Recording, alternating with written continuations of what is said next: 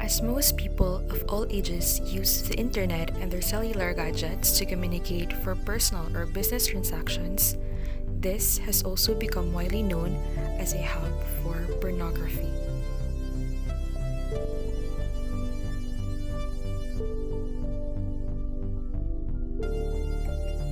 The history of pornography dates back to ancient Greece with its Greek etymology of porne, which means prostitute, and graphane, which means to write. Pornography was originally defined as any work of art or literature depicting the life of prostitutes. However, it was not until the 15th century that Pietro Aretino developed writings and drawings specifically intended to arouse.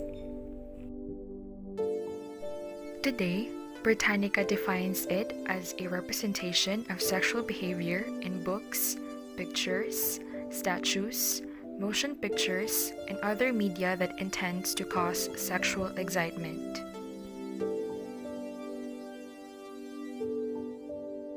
An average time spent of 13 minutes and 50 seconds for viewing, and a demographic of at least 38% more female viewers from any other countries, the Philippines was dubbed as one of the countries causing the highest daily traffic among well-known porn sites, topping 10th place at Pornhub's review surveys last 2018. Adults with ages ranged 25 up to 44 years old dominated more than half of all Filipino viewers with a whopping 56%.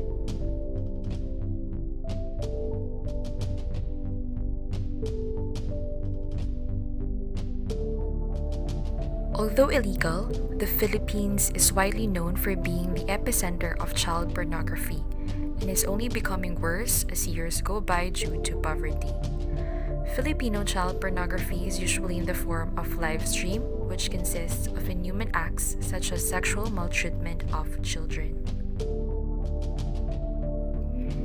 Children and teenagers being exposed to internet porn have also become rampant as more and more illegal sites are created. Although some well-known sites are banned in the Philippines, many teenagers can access them through virtual private networks or VPN. Pornography in general is considered a moral issue as experts have begun to understand that it is powerful enough to undermine individual and social functioning. Pornography significantly perverts perceptions about the nature of sexual intercourse. According to researches, men who habitually look at pornography have a higher tolerance for abnormal sexual behaviors, promiscuity, and even rape. What's worse, women and even children are seen as sexual objects and instruments solely for pleasure. Porn is known to be very addictive.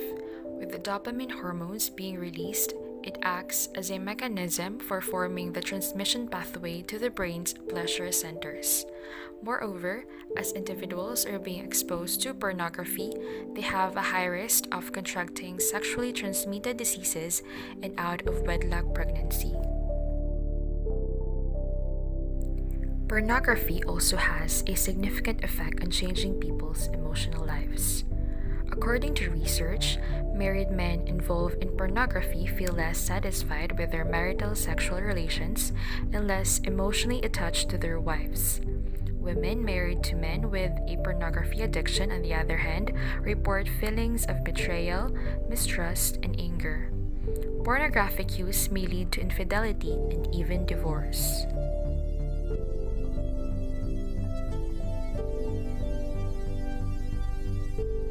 Pornography is an offense against chastity.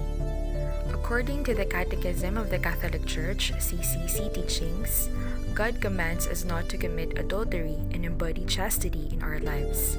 Chastity, according to CCC, is a successful integration of sexuality within the person and thus the inner unity of man in his bodily and spiritual being. In Article 2354 of CCC, pornography is described as removing real or simulated sexual acts to married partners to display them to third parties. Rather than respecting God's image, pornography promotes harmful and destructive use to the human person because it teaches people to use others as objects of sexual desire for selfish and lustful gratification. Form offenses against chastity like lust, masturbation, and fornication, it violates God's command not to commit adultery because for him, everyone who looks woman lustfully has already committed adultery with her in his heart. According to CFC 1115, the virtue of chastity and purity of heart stand in direct opposition to prostitution and pornography. In the Philippine context, both present extreme cases of exploitation and injustice imposed on the poor by the affluent. Rather than primarily a problem in sexual morality, both are too often simply the consequences of dire poverty and deprivation. Yet both constitute a dehumanizing, self-centered, and immoral issue of our God-given sexuality. According to CFC 1133, chastity for married and single alike fosters integral sexual growth of the person. Both masturbation and homosexuality hinder achieving such sexual maturity by turning away from the self-giving love and service to life. That is the nature of human sexuality from the Christian view. Since people of all ages, married or unmarried, can access these illegal sites, they become informed of the intimate acts and ways of sexual satisfaction that must only be allowed to married couples. This may result in the carnal union between an unmarried man and unmarried woman. Thus, pornography and fornication become a great offense against the church teachings of maintaining chastity.